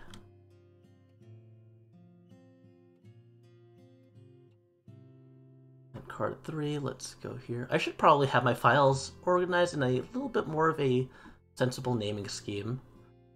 Let's see, cups. So what this is, what we have here, the next card represents typically sort of like either the close past, or usually like feelings that you've internalized relating to the past. I don't name my files like that, it's just that they're like organized like RW, and then they're not organized by soup but rather number, which is throwing me off. But the Ten of Cups represents very clearly a celebration. You could see that there is a arch of cups in the sky. These people are celebrating. So it might mean that you maybe got finished doing something, that maybe something came to you recently, and it's a cause of celebration, you know? That you're really excited, that you're hoping that you can really share with the world what it is that you're working on, and that's something that you've been thinking recently. It's something that maybe you haven't expressed fully to the outside world, and something that, like, it's those feelings of that pent-up excitedness. Following this up, we have... Let me hold this up. This is... I can't see this because my deck is gold and black, very shiny. This is the Near Past, card 4. The Close Past is being represented by... It's very interesting, these cards that are being pulled. Let us go to the properties here. Not properties, transform. So the next card, this represents the close past in a more literal sense, a more physical sense, as opposed to an internalized sense. And what we have here is the Ten of Wands reversed. So the Ten of Wands upright typically represents a struggle. It usually represents shouldering a burden, carrying a burden, feeling like you are doing a lot of work, maybe for others or yourself, but it's not something that you're having an easy time with. And reverse, what this could mean is that maybe as you have worked in the past, that it is something that you might have grown tired of, something that you felt like it might not be worth the work, but you're putting a lot of this effort to keep everything afloat anyways. So relating these cards together, the Ten of Wands to the Ten of Cups, in the internalized and the physical, is that maybe you felt like you put a lot of work into something, you put a lot of effort forth, but you're not sure if you felt like it was worth it. But deep down, maybe, potentially internally, you felt like really excited for it to come out. That one of those ideas that, like, the pain is awful to deal with, but you'll learn to appreciate it, or you know that it sucks now, but you have a feeling that it's going to pay off big when you come through with it.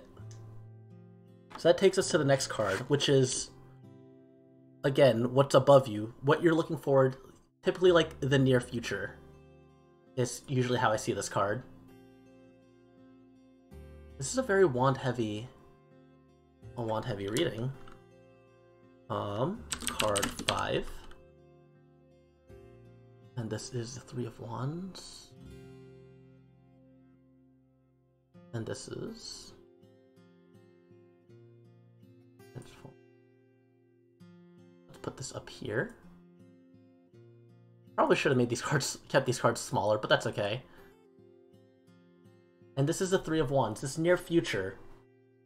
So very similar to the 2 of Wands that we have crossing you, the 2 of Wands representing sort of waiting for something to happen in terms of like receiving something or gaining something. The 3 of Wands is similar into that idea, that it's a time of meditation, introspection, very close in meaning, sort of like a continuation, if you think about it that way. The connection between the cards as the second and third cards in the suit, they follow closely together. But this near future, this near waiting, as a reversal of a card that represents that patience, what it means, I think we can interpret it in one of two ways. That maybe the time for waiting is over, that you think that the waiting is something that we're not going to be dealing with anymore, or it might represent that you might be getting impatient, that thinking about what you want to do in the future and knowing what you want to do but not being able to do it is making that waiting feel a lot worse, that there might be some feelings of impatience there, some restlessness. And as we take this to the farther ahead, looking ahead, this is the 6th card now.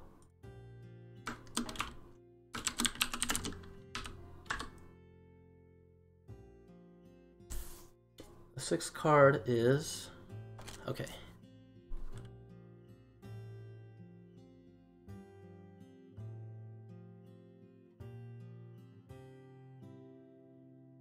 Let's transform this.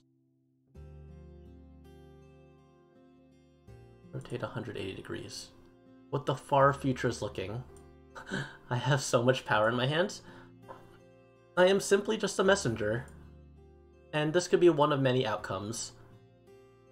But it's just something to think about, I guess. This is the 6 of Cups.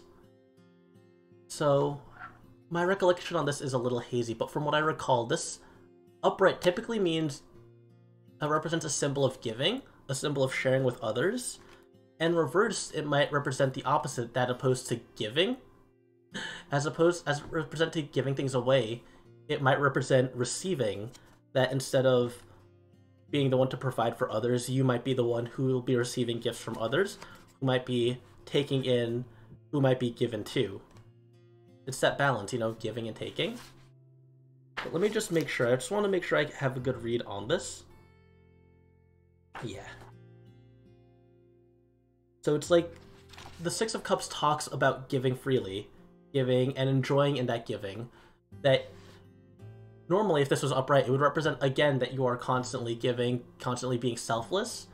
But reverse means that you might end up in the opposite role, that as opposed to the one giving to others, you will end up being the one given to. I think a more negative outlook on this could be that you won't be giving. And that might be something, if the reading does occur in that sort of interpretation, it might be a kind of warning or a kind of message that maybe you're giving too much and burning yourself out, and you need to think about how to sort of balance your life and time. Maybe make sure that if you are being generous, if you are being given, that it's not at your own expense. So next. Alright. That's a good follow-up. I guess not good. It's really hard to say whether the cards are positive or negative. This is the 7th card. And this is... all the major arcana are at the very least pretty well organized. This is card 7. The cards on the staff of the Celtic cross on the right side of the cross typically represent sort of a summary of what's going to happen. This first card here, we have a Strength. The card in this position here represents internal feelings, or the position, I should say, not Strength itself specifically, but the 7th card in the spread represents internal feelings about this future situation. And Strength is pretty self-explanatory, you know? It represents that power, not necessarily physically, but also spiritually and mentally, of doing what it is that you need to do. Having the strength to execute your plans, you know? And I think it might represent here internally that you're like fired up and ready to go, you know? You're ready to do what it is that you need to do. You know you have a plan, and you have the strength to carry that out. That's the internal. That's what you know. That's not what everyone else knows, but how you feel about the situation. The external.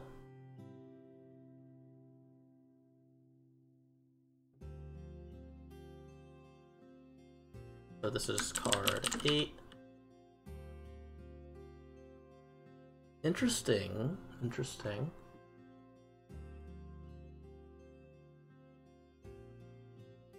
Quite interesting. The external is represented by the 10 of Pentacles. And as you may know, we already had 2 other 10s here.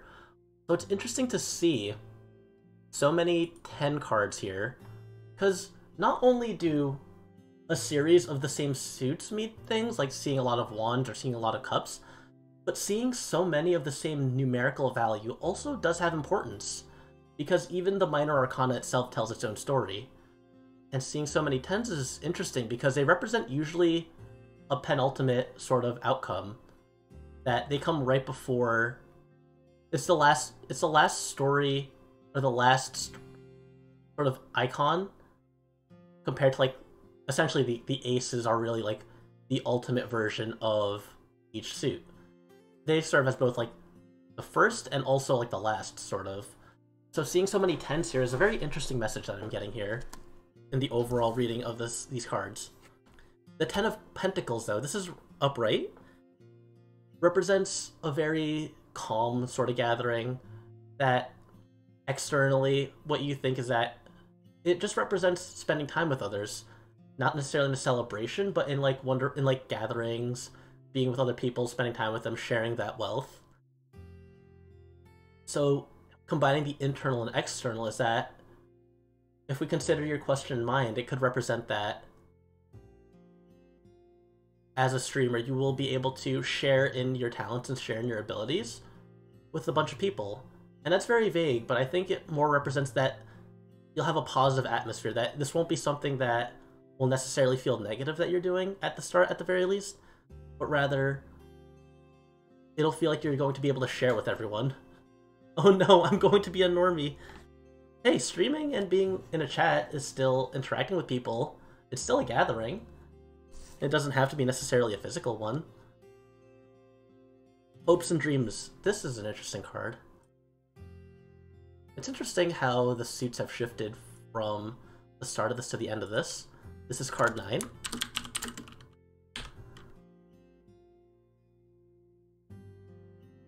And this is the 3 of Pentacles. I say this every time I click on it, but then I realize that it's not actually on the transition yet. So, card 9 represents your hopes and dreams, or hopes and fears. And what this is, the 3 of Pentacles represents sort of like a place of learning, a place of like apprentice and master, or a place where one person is guiding the others. Actually, in the environment of streaming, it could just represent a streamer and his audience. But what this represents is that I guess in the terms of hopes and fears, that wanting people to notice you, really, that you want to make sure that you can share what it is that you're doing with others. And I think that's a pretty normal fear, or normal hope and fear, that as we are content creators, to just be able to share with others and being able to know that people are there, or being able to put on a good enough show for the people who are watching you even, being able to like masterfully or well enough show what it is that you're doing and sharing it with everyone. And obviously the last card is a summary, just the final outcome.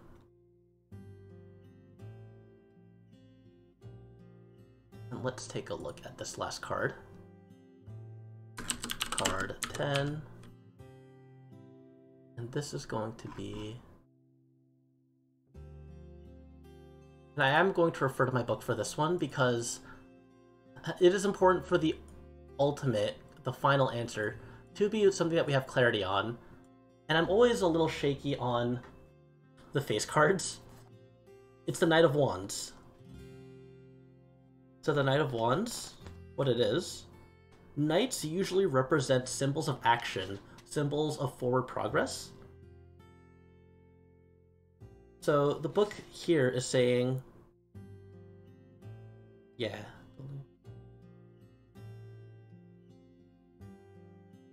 Right. It is a call to action. It is a call, this one more so than others, each of the suits, wands, cups, pentacles, and swords, they all have to do with a specific type of emotion or a specific type of action. And here the wands usually has to do with creative energies. Cups do too, but that's actually cups are more emotional energy, while wand is more creative. It's about sharing what it is, being more straightforward, and being an inspiration. Acting a bit spontaneously as the knight does, and being able to share that with others. It's a little vague, but essentially what it is. To summarize this whole story up, we can see that with the world as the center of our question, and with cards like the Ten of Wands and the Six of Cups representing the past and the future, that there's a lot of work that you've been putting into this, and that you want to give back to the community, but perhaps the community is going to be the one giving back to you in the end. And that there's a lot of excitement here, a lot of stuff that you want to do, a lot of plans that you have. And it looks like here that the goal or the idea is that you push forward with those. You do your best, and if you work in the way that you've been planning on this whole time, then I think it'll pay off for you in the end, personally. I think that's what is the message here. That you've been sort of trying to drag along with this, but once you actually get to that point, once you are able to start, I think you'll be able to benefit from everything that you've been hoping to be able to benefit from, and to be able to share that. As long as you're true to yourself, as long as you don't hold back with it, what it is that you want to do. You just don't like try to plan for others, but share what it is that you want to share because you want to share it. If that makes sense. I hope that makes sense as a reading. And that's it. That is our fortune reading for today. And with that, it's a good 2 hours. Let us now find someone else to raid. Who should we take a visit to? Who is still online? Let's see. Who am I gonna send you guys to? Who haven't I ever raided before that I have talked to in the past? Oh, Charlotte's online. I'll give a raid to Charlotte. She's playing Touhou right now. Touhou's awesome. Never played Touhou. So, we'll see her play some shoot 'em ups. She's a really wonderful person. Very cute bear. So, let's do raid. And Charlotte. There. As always, thanks for coming, everyone. I hope you guys had a wonderful time. And class is dismissed.